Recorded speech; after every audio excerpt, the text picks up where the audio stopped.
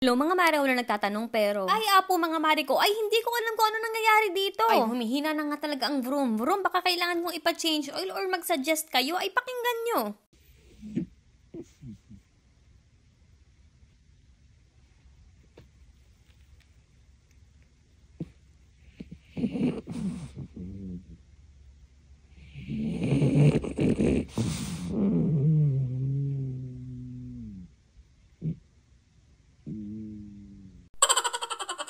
Ay, bititit ka nga talaga, Ellie. Ikaw ay kala mo kang motor na pawala na ang gasolina. Ay, maichika ko na nga sa inyo mga mare ko. Ay, nung pinayagan ko na nga si Ellie nga ay pumunta na nga dito sa aming kwarto para nga din dito na din siya matulog. Ay, sa totoo lang ay sa crate ko nga talaga siya nilalagay dahil nga ako natatakot baka nga biglang maihi. Ay, para bang naawa ako pagka nasa crate ay parang piling ko ay kisikip-sikip kaya ayan, nandyan na nga lang siya. So, yun nga, naka-pampers nga ng extra large.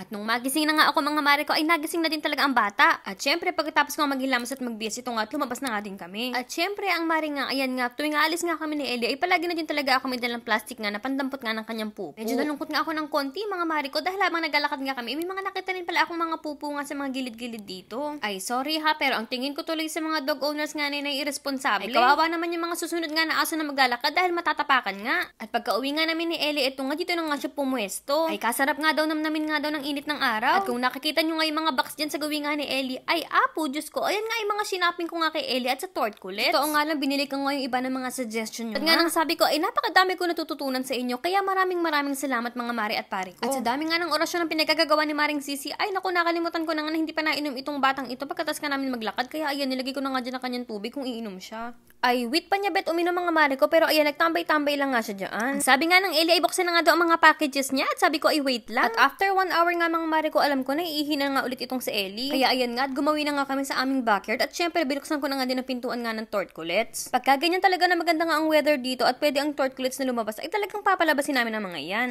Ay, wititit nga talaga itong si Ellie. Ay, pagkatapos mapunas-punasan nga ang kanyang katawan, ay, ayun, naupo na noon. At talaga nga wititit mga mare ko, at gusto pa nga atang mag-vroom-vroom dito. Hindi na nga rin talaga nag-aalala ang bata na yan kung siya nga ay kakagatin nga ni Tortili. Ay, palibhasa ay alam niyang palagi ko siyang pagtatagot at hindi ko siya iiwan.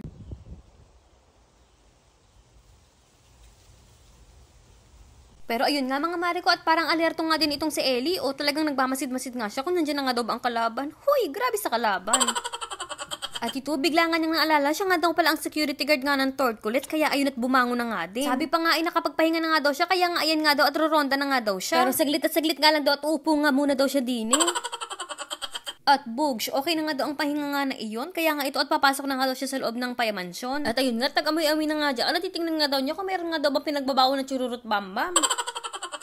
Ang sabi ko na nga din kay Ellie, mag-ingat-ingat nga siya sa kanyang paglalakad at baka nga makatapak ng bomba. Ay, kita nyo nga yung sa bandang sapwit niya, oh, ay ayun, may bomba na nga dun. At ayun na nga, at kondisyon na nga itong si Tortili at para ba nga habulin na naman niya si Ellie. Ay, alam niyang hindi niya maabutan, kaya ayun nga, oh, ayun, medyo nalungkot nga ang batang si Tortili, oh. At pagkatapos ko nga malinisin itong si Ellie, ayun, oh, mukhang matutulog na naman nga ang batang ito. At bawat oras nga din mga mare ko ay talagang lumalabas kami at ayun, ganun pa din si Ellie ay talagang tambay pa din. At ito nga si Tortolo at si Tortilla ay ready na nga doon lumabas nga ng payamansyon. At alam niyo ba mga mare ko na ang bestie nga talaga ni Ellie ay ito nga si Ali. Kaya ayun nga, doon na nga talaga siya umupo sa tabi nga ni Ali. Ay, apo, Diyos ko talaga mga mare ko. Ito na nga si Ellie ay mukhang makukorner nga nitong si Tortoli at si Tortilli. Ay nako, Ellie, ba't ka pa dyan pumunta sa gilid talaga at talagang umupo ka pa? Ito nga, tinaantabayan ko kung anong ang gagawin nitong si Ellie. Ay, apo, kaya ayun nga, tinulungan ko na nga lang na din. Naku, ang jumpy ng Ellie. Happy Ellie. Uy, ang galing naman. Kapag talaga ako nga inawawala nga sa paningin ni Ellie at bigla niya ako nakita, ay naku, nag-jumpy talaga ang bata. Ito nga pala ng Torte Culets nga ang dandelion, kaya nga ito, may nakita nga ako sa labas, kaya kumuha ko ng isa at pinakain ko nga kay Tortili. Total, prat naman si Tili, ay prating gutom.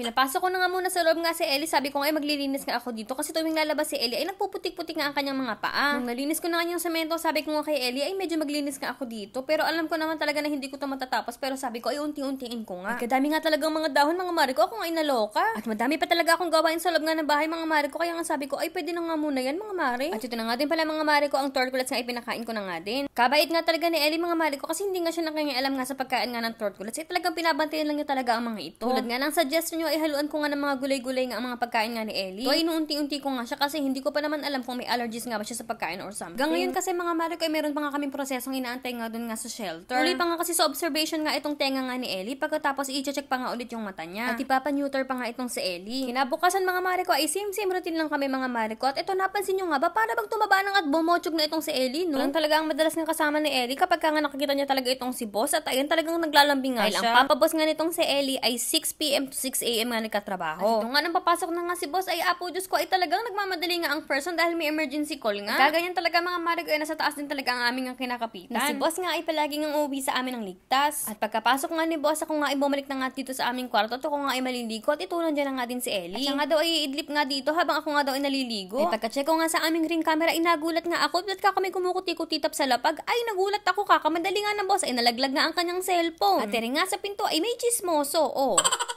At ito nga mga mare ko at nagkapunan na nga itong si Ellie boy. Boss nga ay bumalik na nga dito para nga kunin na nga din ang kanyang nalaglag nga na cellphone. At wititit nga at parang ayaw nga paalisin ulit itong si Ellie ang kanyang papa boss. Buti na nga lang inalibang nga itong si Ellie dahil nga nagkaroon nga ako ng mga bisita.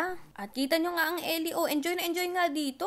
Ang lahat nga talaga ng aking bisita mga mare ko ay inikutan nga nitong si Ellie at talagang binati nga niya. Sa sobrang gustong-gusto nga yung ganyan ni Ellie ay nakatulog na nga siya. Sir, 1 second. Oh my God, Ellie. At dyan ko na nga muna tatapusin ang ating vlog mga mare ko. Thank you for watching and see you guys on our next one!